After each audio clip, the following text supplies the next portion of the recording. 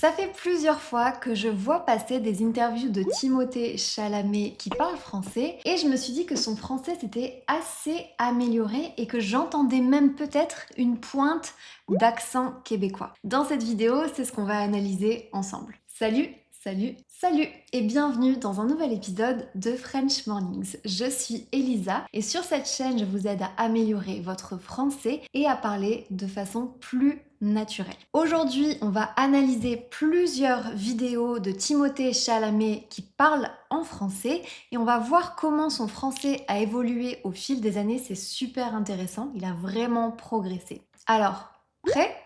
C'est parti!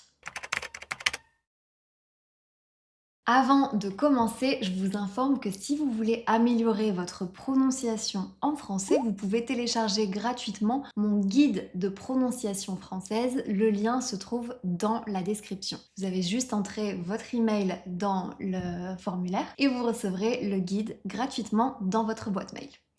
On va commencer par l'interview la plus ancienne que j'ai trouvée. C'est une interview qui date de 2018. Elle a été enregistrée pour un sujet sur le journal de Claire Chazal. Claire Chazal, c'est une très grande journaliste française qui a présenté le journal télévisé pendant des années, donc tous les Français la connaissent. De personnes qui ont pas encore manifesté leur amour. Et c'est simplement ça. Et ce qu'on voulait faire, c'était de communiquer cette émotion de tension et le faire naturellement. Et souvent, c'est un dialogue physique par rapport à un dialogue en vrai. Ce qui est intéressant ici, c'est qu'on voit qu'il hésite beaucoup. On est en 2018, donc c'est une vidéo qui date d'il y a 8 ans maintenant, et on sent qu'il fait des efforts, beaucoup, mais qu'il n'est pas vraiment sûr de lui. Même la vitesse à laquelle il parle est assez lente. Et il y a un mot aussi sur lequel je vais m'arrêter sur la prononciation, c'est qu'il prononce toujours dialogue ou dialogue au lieu de dialogue. Et souvent, c'est un dialogue physique par rapport à un dialogue en vrai. C'est un dialogue physique. En français, on dira dialogue, dialogue, un dialogue. Je pense qu'il y a une tension naturelle qui arrive entre deux personnes qui ont pas encore manifesté leur amour. Et c'est simplement ça. Et il y a un petit détail aussi que j'aimerais que vous écoutiez bien, c'est la façon dont il dit « c'est simplement ça ». Et c'est simplement ça. Écoutez bien le son « A ». Et c'est simplement ça. C'est simplement ça. Parce que on va parler ensuite du son A en français et plus particulièrement dans son accent. Et on va voir que dans les années qui arrivent, il va un petit peu changer. On va passer maintenant à une interview de 2019. Je crois que c'est la première interview qu'il a donnée dans l'émission qui s'appelle Quotidien. C'est une émission culturelle sur une chaîne française. Elle est très connue sur les réseaux sociaux, cette émission, parce qu'on dit toujours que la lumière est très belle et que les invités sont très bien éclairés et qu'ils sont tous beaux. Donc on va regarder cet extrait de 2019. Aujourd'hui, il y a les Chalamaniacs et certains d'entre eux considèrent que vous êtes une œuvre d'art qui mérite de se retrouver dans les œuvres d'art. Vous avez vu ça? Oui, j'ai vu. Alors, la jeune fille à la perle de Johannes Vermeer, par exemple, ça vous fait quel effet? Pour moi, Oui. ça fait très bizarre. Et parce que c'était déjà arrivé d'être photoshopé sur quelque Oui. chose. Et qu'est-ce que t'en penses? C'est joli. C'est joli, oui. Parce que vous êtes beau. N'importe quoi. Ce qui est intéressant ici dans cet extrait, c'est qu'on voit qu'il est toujours pas très à l'aise en français. Même dans sa posture, dans la façon dont il se tient, il est un peu comme ça, il regarde un peu vers le bas et il est un peu voûté, on pourrait dire. Il a les épaules vers l'avant, donc on sent qu'il est pas vraiment à l'aise. Est-ce que c'est parce qu'il fait cette émission ou est-ce que c'est parce que c'est en français qui n'est pas la langue où il est le plus à l'aise? Peut-être les deux. Vous pouvez la raconter en quelques mots? En quelques mots, c'est sur un père et son fils aux États-Unis, au San Francisco. Et le fils, il sort à sa vie assez normale. On dirait qu'il Les bourgeois? Et bourgeois, un peu au milieu, je sais pas. Aisé. c'est pas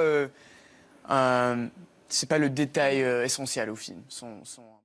Ce qu'on peut dire aussi dans son français, c'est que même s'il n'est pas aussi à l'aise qu'il l'est devenu plus tard, c'est déjà un excellent niveau de français. Même dans sa façon de parler, il a dit par exemple « je sais pas ». Je sais pas, c'est la contraction de je ne sais pas. Donc 4 syllabes normalement que dans la vie de tous les jours on prononce juste je sais pas. Je sais pas quand on parle un peu vite. Son privilege, comme on dit en anglais. Et en fait, il devient victime du drogue. Mais je crois que le point du film, c'est en fait qu'on voit pas c'est pas du point de vue du fils. Là, il y a une tournure intéressante. C'est un anglicisme que les Français commencent à adopter, mais qu'on n'est pas vraiment censé dire. Il a dit « c'est le point du film ». That's the point of the movie. En anglais, ça fonctionne, mais en français, on ne peut pas le traduire littéralement. C'est le point ou bien c'est mon point. On va trouver d'autres façons de dire. Si on veut dire par exemple c'est le point du film, on va dire c'est le thème du film ou bien c'est l'objectif du film. Et si on conclut une conversation en disant en anglais par exemple that's my point, on va dire en français c'est ce que je veux dire. C'est ce que je veux dire. Mais c'est vrai que j'ai entendu parfois quelques Français dire c'est le point ou bien c'est mon point, ce que je trouve toujours bizarre aujourd'hui, mais peut-être que d'ici quelques années, ce sera adopté. À suivre. Et je sais pas les numéros, les chiffres en France, mais aux États-Unis en ce moment, c'est vraiment un problème extraordinaire. C'est le plus grand tueur aux États-Unis, l'addiction, overdoses. Et je sais pas en France aussi, mais avec des gens de mon âge aux États-Unis. On a fait des reportages là-dessus sur ce qui s'est passé aux États-Unis. Ouais. Oui, et c'est vraiment partout. C'est vraiment partout. Et ce qui est pire, c'est il y a pas le dialogue. Il y a pas le dialogue du. Alors ici, on retrouve son erreur de l'année d'avant quand il prononce le mot dialogue. Je sais pas pourquoi, il dit dialogue. Il a dû l'entendre une fois mal prononcé et il a pris l'habitude, mais on dit bien un dialogue avec la lettre A. Du fixe encore, c'est toujours, à mon âge, c'est le dialogue de martyrdom. Comment dire martyr en français? Martyr. Martyr. Ouais, il y a un. C'est cool ou c'est de se détruire. Et c'est pas nouveau ça, dans les années 60, on disait déjà ça, que d'être jeune et whatever, living on the edge is cool. Et ce qui est intéressant aussi, c'est qu'il mélange toujours pour l'instant dans cette interview l'anglais et le français. Donc il va faire des phrases en français à 95% du temps et de temps en temps, s'il a des mots qui lui viennent pas ou des expressions qu'il n'arrive pas à traduire directement en français, il va les donner en anglais. Et je trouve que c'est malin de sa part parce qu'il sait que Yann Barthès, qui est le présentateur de l'émission, comprend l'anglais. Donc au lieu de rester complètement bloqué et de ne pas pouvoir continuer la conversation parce qu'il lui manque certains mots de vocabulaire en français, il va tout simplement les dire en anglais et ça c'est un conseil que vous pouvez appliquer aussi. Si vous ne savez pas un mot en français, essayez dans votre langue maternelle parce que peut-être que la personne à qui vous parlez va le comprendre. Il y a énormément de mots, de vocabulaire qui sont plus ou moins transparents, donc ça peut totalement fonctionner. Donc dans cette interview-là, je trouve que pour l'instant, on n'entend pas vraiment d'influence québécoise dans son accent. Mais ça va arriver parce que Timothée Chalamet, il a travaillé et il travaille toujours, je crois, avec un réalisateur québécois qui s'appelle Denis Villeneuve, qui réalise la trilogie des films Dune. Donc c'est des gros films hollywoodiens. Et je sais que tous les deux, ils se parlent en français. Il l'a dit dans une interview que j'avais vue à l'époque. Et comme ce réalisateur est québécois, il parle un français avec l'accent du Québec, je pense que ça a influencé Timothée Chalamet également. C'est ma théorie. S'il passe par là, peut-être qu'il nous confirmera. Donc on va écouter, pour que vous ayez une idée de comment sonne cet accent, le réalisateur Denis Villeneuve, toujours dans la même émission en 2024. Vous jouez gros. Est-ce que vous êtes comme ça? Vous nous aviez dit que vous étiez comme ça, pour Dune 1. Qu'est-ce que ça veut dire, ça? Ah, vous le dites pas. Est-ce que vous avez les jetons? On voit une petite différence culturelle entre la France et le Québec. En France, quand on dit être comme ça veut dire avoir peur. Donc il lui pose la question, est-ce que vous êtes comme ça? Est-ce que vous avez peur? Et j'ai vu les films où Suella jouait. C'était évident que c'est une grande actrice. On ne fait pas passer des castings avec une grande actrice, en fait. Et en plus, je savais qu'elle avait travaillé avec un ami à moi, Wajdi Mouawad, pour qui j'ai un immense respect. Je me dis, si quelqu'un travaille avec Wajdi, c'est un gage d'excellence. Puis non, c'est ça, j'ai pas hésité. Ça a été une très, très belle rencontre, je dirais. Ouais. Alors, il parle assez vite, hein, c'est vrai. Et peut-être que si vous n'avez pas l'habitude d'entendre un accent québécois, c'est un petit peu difficile. Si c'est quelque chose qui vous intéresse, je vous recommande la chaîne de Geneviève qui s'appelle Ma prof de français québécois. Et elle parle et elle enseigne le français québécois. Donc vous trouverez tout ce qui concerne la prononciation sur sa chaîne. Moi, j'avoue que je ne suis pas une experte du français québécois, mais j'entends quelques petites différences au niveau de la prononciation et l'une des différences principales, c'est que le son A, il est parfois prononcé A. Beaucoup plus ouvert qu'en français standard de France métropolitaine. Et dans son accent, on l'entend quand il dit... Non, c'est ça, j'ai pas hésité. Alors c'est très très rapide, mais en français standard, on va dire « j'ai pas hésité ». Et là, c'est un peu plus « j'ai pas hésité ». Je le fais très mal, hein. C'est pas pour me moquer, c'est pas pour imiter, mais c'est que pour que vous entendiez la différence entre le A et le O. Pourquoi est-ce qu'il y a ce A plus ouvert au Québec? C'est parce que c'est un accent qui vient du nord de la France. Dans la région nord de la France, il y a beaucoup de personnes qui ont encore ce A. Et les populations qui ont émigré dans les colonies du Québec au XVIIe, XVIIIe siècle, c'était plutôt des populations du nord de la France. Donc l'accent québécois, il est beaucoup plus proche des langues régionales, des dialectes patois un peu du nord de la France que du sud. On va passer maintenant à une interview qui date de 2025 où on sent que vraiment il est beaucoup plus à l'aise, il parle plus vite et il y a cette petite pointe d'accent québécois qui apparaît. Mais en fait, c'était en 2018 que j'ai commencé la préparation sur ce projet, avant le En Covid. 2018? Oui, alors ça fait 5 ans et demi parce que j'avais... On commence à vraiment l'entendre. Alors, quand il dit 5 ans, le 1, il n'est pas exactement le même que celui qu'on utilise en France métropolitaine. Alors ça fait 5 ans et demi. Il est un peu encore plus nasal, ça fait 5... Ça fait 5 ans et demi. Je vais pas réussir à le faire. Mais on commence à l'entendre un peu plus. Dylan? Oui, il y avait un peur, il y avait l'impression parce que comme le rôle que j'avais fait l'année dernière de Willy Wonka, il y a des fans de Bob Dylan qui sont énormément, comment dire, ils protègent leur idole. Les puristes? Les puristes, c'est ça. Ce qui est intéressant aussi, c'est que je trouve qu'il a gagné en confiance, même s'il continue à faire des erreurs. Et là, les erreurs principales que j'entends, c'est des erreurs entre le masculin et le féminin, le genre des mots. Donc là, il dit impréparation. Il a dit aussi impression. Pour que ce soit plus simple pour vous, vous pouvez vous rappeler que les mots qui finissent par ion, par sion, préparation, attention, pression, etc.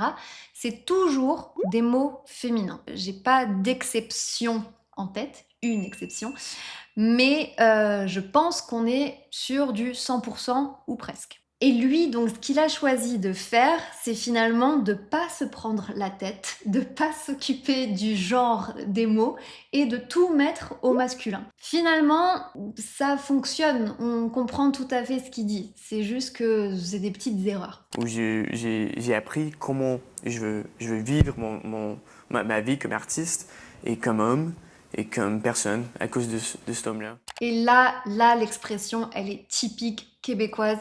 Et en tout cas, on l'entend aussi dans le nord de la France. Moi, j'ai de la famille dans le nord de la France et je sais qu'on peut entendre des formulations comme ça. Mais Timothée Chalamet, il a rien à voir avec le nord de la France. Il a beaucoup plus de liens avec le Québec. Donc on sait que c'est de là d'où ça vient. Mais il a dit « stom-là ». Stom-là. Et peut-être même avec un A plus ouvert que moi je le prononce. St, c'est la contraction de set. Quand on a un mot qui commence par une consonne et qu'on veut utiliser un adjectif démonstratifs comme ce, c'est ou cette. On va toujours utiliser cette si il y a une voyelle en première lettre. Donc même si le mot est masculin. Si on a le mot oiseau, par exemple, on va dire cet oiseau. C-E-T. Et quand on parle un peu rapidement dans certaines régions, donc principalement dans le nord de la France, mais aussi dans le sud-est, ici à Marseille, ça se fait aussi, le 7 va se transformer en ste. Et c'est pour ça qu'il dit stom là.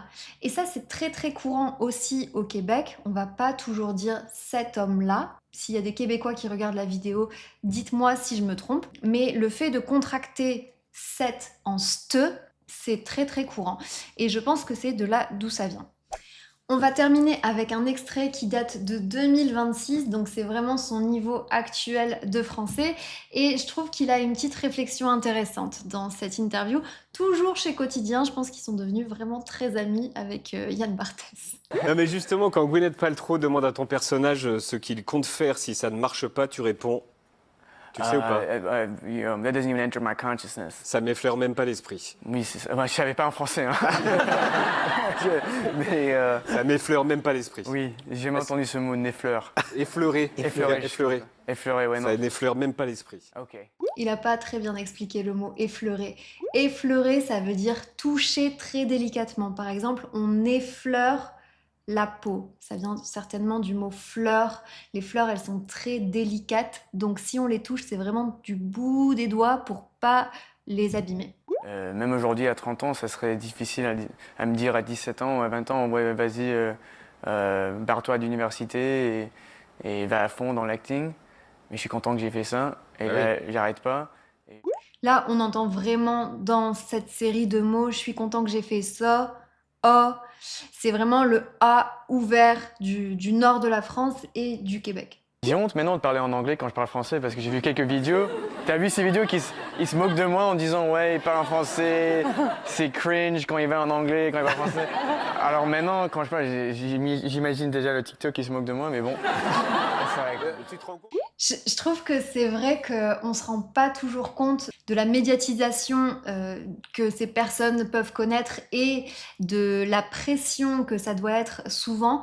Et c'est vrai que maintenant qu'on sait qu'il parle français, c'est un peu attendu qu'il fasse ses interviews en français. Et à la fois, en France, les gens adorent critiquer. Vous le savez certainement.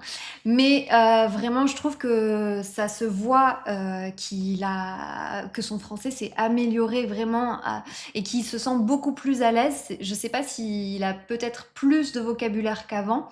Mais en tout cas, il s'exprime bien mieux et ça a l'air bien plus facile pour lui que dans la première interview de 2018 qu'on a regardée.